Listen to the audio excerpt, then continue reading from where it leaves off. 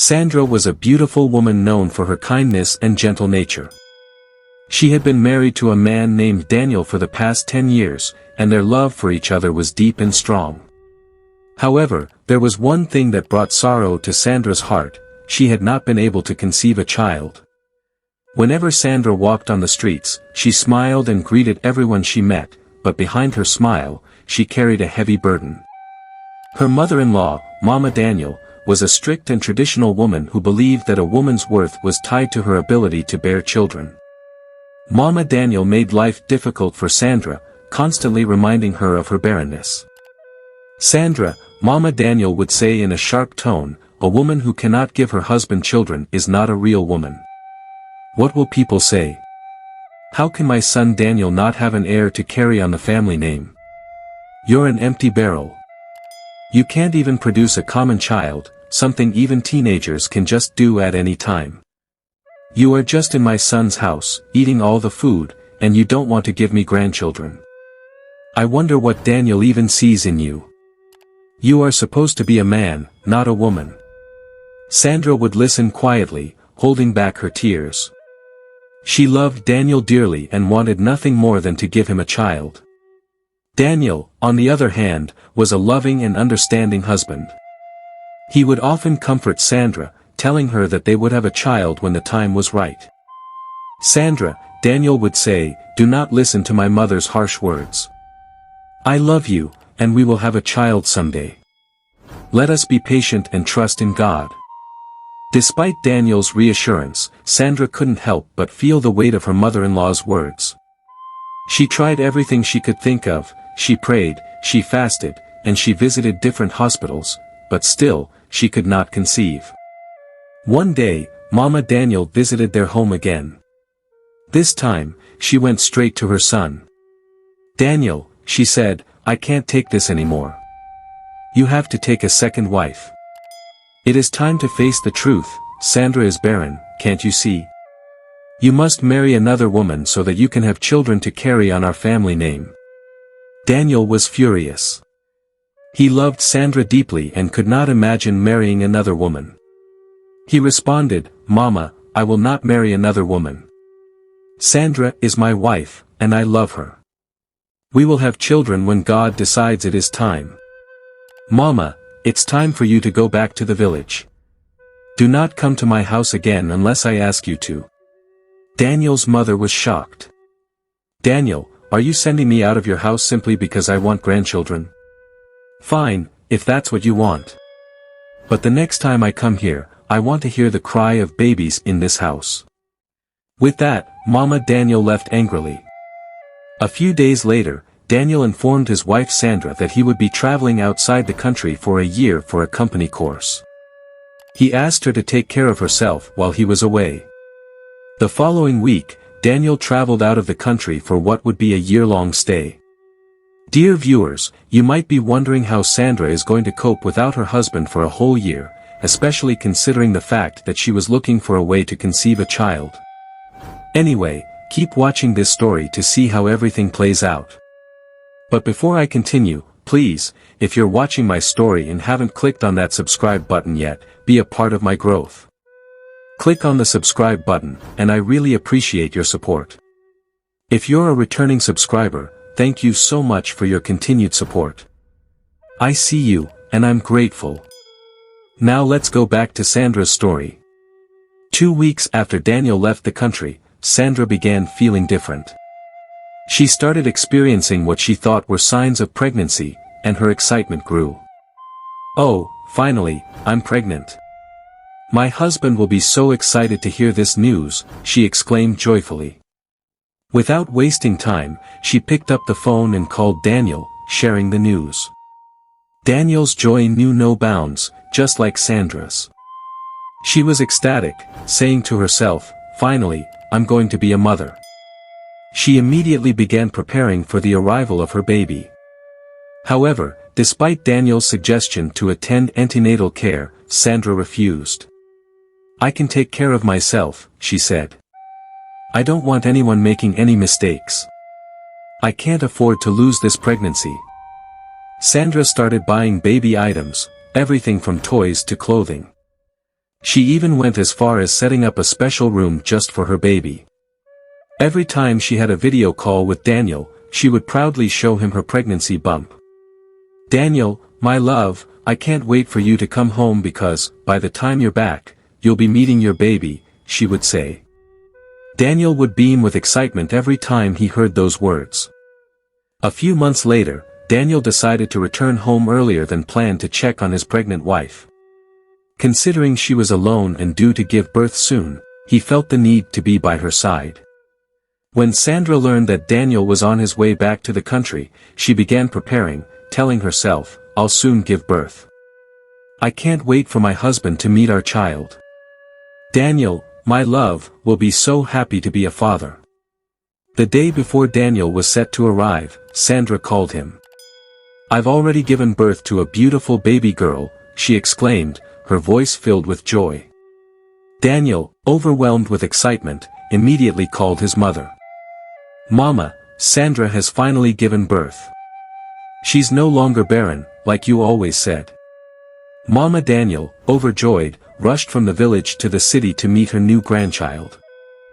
The very next day, both Daniel and his mother arrived at their home. Sandra eagerly ran to meet them at the door. "Welcome, Mama. Welcome, my husband. Come and see your child. Mama, come and see your grandchild," she said, her face glowing with pride. As they rushed to the baby's room to meet the child, they were met with an unexpected sight, a baby doll lying in the crib. Both Daniel and his mother were in shock. "Sandra, what is the meaning of this? How can you present a baby doll to us and tell us you gave birth to a real baby?" Mama Daniel asked, her voice sharp and incredulous. Sandra began to cry. "Mama, this is my baby.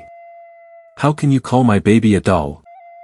Daniel, understanding the frustrations that had led Sandra to pretend she was pregnant and use a baby doll as a stand-in for their child, gently spoke to his mother. "Mama, you have to understand that Sandra was depressed and frustrated. That's why she started hallucinating and genuinely believed she was pregnant. She needs all the support we can give her." But Mama Daniel wouldn't hear any of it. "Daniel, I can see this woman has bewitched you. Can't you see she's crazy? What kind of woman would pretend to be pregnant for 9 months, set up a baby room, and then present a doll as a child? Daniel, you have to chase this woman out of the house. I told you she's an empty barrel. You've wasted my time." Daniel ignored his mother's harsh words. He explained calmly, "Mama, I think Sandra is suffering from a clinical condition called pseudocyesis. It's a syndrome where a woman firmly believes she is pregnant and even shows many of the symptoms, but in reality, she isn't. I don't care what you call it." Mama Daniel snapped. "This girl must leave your house today. I told you she's a witch." She demanded that Sandra leave immediately. Feeling alone and heartbroken, Sandra couldn't bear the constant insults and harsh treatment any longer. She decided to leave Daniel and return to her parents' home in a neighboring town. As Sandra walked down the street, even after Daniel pleaded with her not to leave, she met an old woman standing by the road. The woman had a kind face and wore a colorful wrapper that shimmered in the sunlight. Sandra, still crying, caught the woman's attention. "My child, why are you crying?" the old woman asked gently. Sandra wiped her tears and explained her troubles. She told the woman about her inability to conceive and the harsh treatment she had received from her mother-in-law. The old woman listened carefully, then smiled softly. "Do not despair, my child. God has a plan for you. Return to your husband, and in no time, you will have a child. But first, you must do something important. You must have faith. Pray, believe, and you will be blessed with a child before you know it." Taking the woman's advice to heart, Sandra returned home and told Daniel everything the old woman had said. Together, they knelt down and prayed. They prayed for a child, for their love to remain strong, and for the strength to overcome the challenges they faced. Days turned into weeks, and weeks into months. Sandra continued to pray and believe that her time would come. However, Mama Daniel remained harsh and unkind, still refusing to accept Sandra as her daughter-in-law. Then, something miraculous happened. One morning, Sandra woke up feeling different. There was a strange sensation in her body, a fluttering in her stomach. Could it be? She rushed to the hospital, and the doctor confirmed that she was, indeed, pregnant, this time for real. Joy filled Sandra's heart. She could hardly wait to share the news with Daniel. When she told him, Daniel lifted her into the air and twirled her around with happiness. "Sandra, we are going to have a child," he exclaimed, his eyes shining with tears of joy. Months later, Sandra gave birth to a healthy baby boy. Everyone celebrated and named the baby Emmanuel, which means, God is with us. Daniel's mother returned from the village, and this time, she was greeted by a real baby, a very cute one at that. Mama Daniel was overjoyed. She turned to Sandra and said, "Sandra, my daughter, now you are talking. I'm sorry I treated you harshly all this time. I was just so desperate to have a grandchild. But now that you've given me one, I accept you fully as my son's wife, and of course, as my daughter." Everyone was filled with happiness and gratitude to God. Sandra continued to have more children until she was no longer ready for more. They all lived happily ever after. Sandra's story teaches us the importance of patience, faith, and resilience in the face of challenges. It also reminds us that everyone's journey is different, and we should never judge others harshly. Instead, we should support and encourage one another, knowing that with love, faith, and perseverance, even the most difficult situations can turn around for good. Thank you so much for watching this story. I hope you were inspired and encouraged. Do you know anyone who might be struggling with the difficulty of conceiving a child? Please share this story with them, it could offer them comfort and encouragement. Before I end, let me explain what pseudocyesis is. It's a psychological and clinical syndrome in which a non-pregnant woman firmly believes she is pregnant and manifests many of the signs and symptoms of pregnancy, but it's a false pregnancy. It's also known as a phantom pregnancy, or by its clinical term, pseudocyesis. It's an uncommon condition that can cause great emotional distress. Thank you again for watching this story. If you haven't subscribed yet, I'm kindly asking you, my beautiful viewer, to please click the subscribe button and turn on notifications, so you'll be updated when I post more interesting stories. See you in my next video.